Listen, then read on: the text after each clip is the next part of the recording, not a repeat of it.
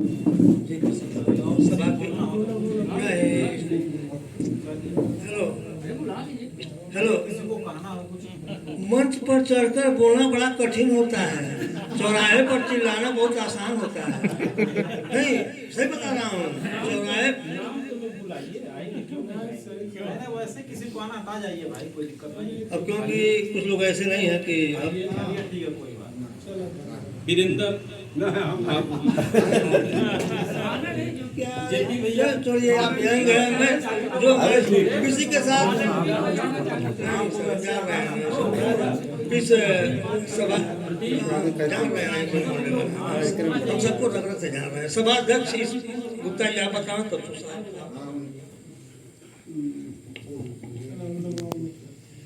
माननीय एसडीआई महोदय, वजीर साहब, बड़े बाबू, सबको हमारा सादर नमस्कार। हमारे जीडीएस बंधु सबको नमस्कार। माननीय एडीआई साहब कुछ हम लोगों को निर्देश दें।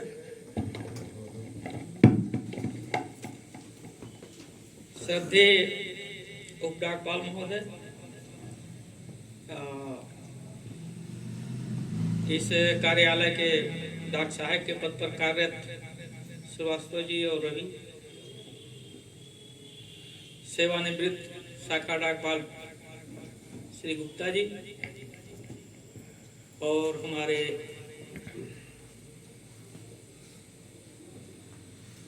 जीडीएस मित्र बंधु, आज लंबी सेवा के बाद सुरेश गुप्ता जी शाखा डाकपाल के पद से सेवानिवृत्त हुए हैं। मैं इनके उज्जवल भविष्य की आप सभी के तरफ से, पूरे उपमंडल की तरफ से इनके उज्जवल भविष्य और स्वस्थ जीवन की जो है कामना करता हूं।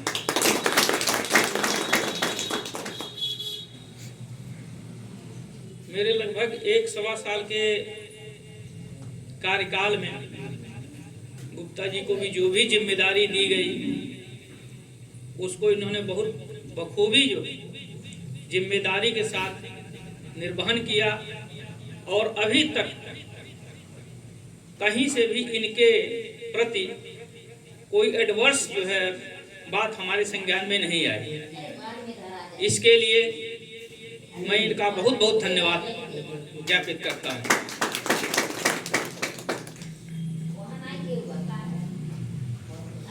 इस समय जीडीएस संवर्ग में जो है नए लोग आते जा रहे हैं। एक बात का ध्यान आप लोग रखिएगा, नियम टूट सकते हैं, कोई दिक्कत नहीं आएगी, लेकिन फाइनेंशियल मैटर में आप लोग एकदम कहीं भी इन्वॉल्व होने का प्रयास मत करिएगा, क्योंकि इस डिपार्टमेंट में जो फाइनेंशियल मैटर में इन्वॉल्व हो गया,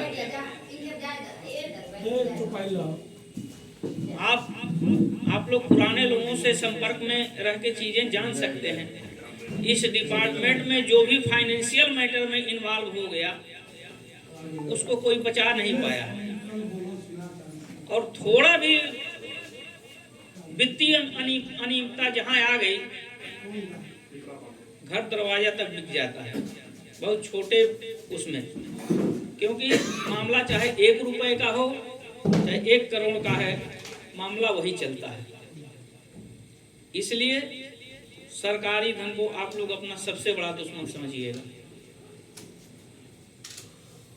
दूसरी बात, अब कोई भी इंफॉर्मेशन हमारे थ्रू ऊपर नहीं जा रही है।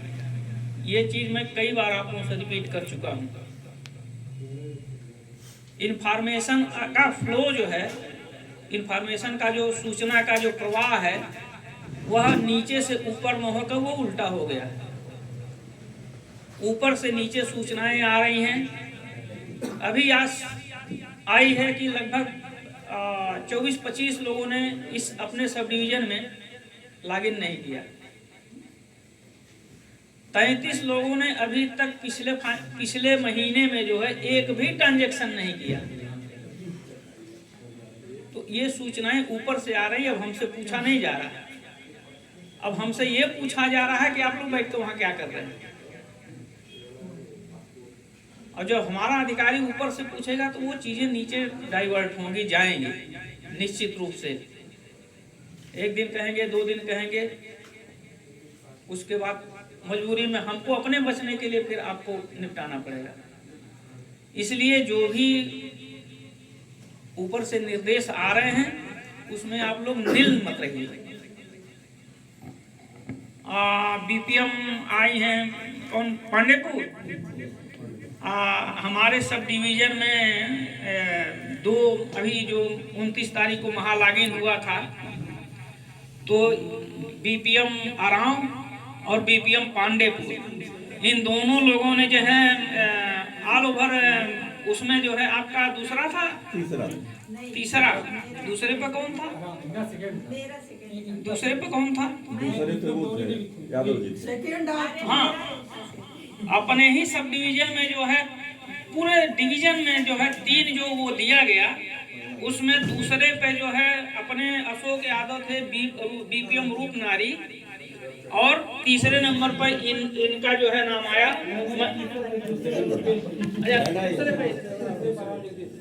नहीं वो नहीं है, आपने मैं पूरे डिवीजन की बात कर रहा हूं। डिवीजन में जो है, मैं पूरे डिवीजन की बात कर रहा हूँ। पूरे डिवीजन में पहले पर वो कौड़ी राम का वो लड़का आया था, मोहाल जलकल वाला, मोहाल जलकल का, दूसरे पर रूपनारी आए थे अपने ही सब डिवीजन के, और तीसरे पर मैडम आई थी। तो मैं चाहूंगा कि आप लोग जो है ताली बजाकर इनका जो है उत्साहवर्धन करें।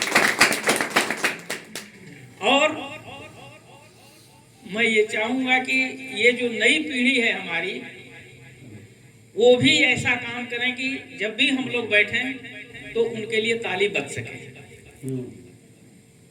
नई पीढ़ी से ज्यादा उम्मीद है, और नई पीढ़ी हमेशा बेहतर करती है, इसी के नाते डेवलपमेंट होता है। डेवलपमेंट की जो भी मामले आते हैं वो नई पीढ़ी के कंधों पर होते हैं, इसलिए कि वो नया सोच रखते हैं, नई चीजें रखते हैं।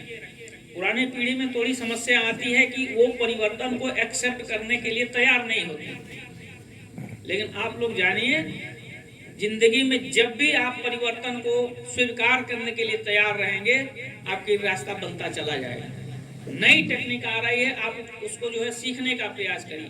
जहां आपने ये सोच लिया करे यार पीछे वाला ही सही चल रहा था, अनावश्यक ही आ रहा है।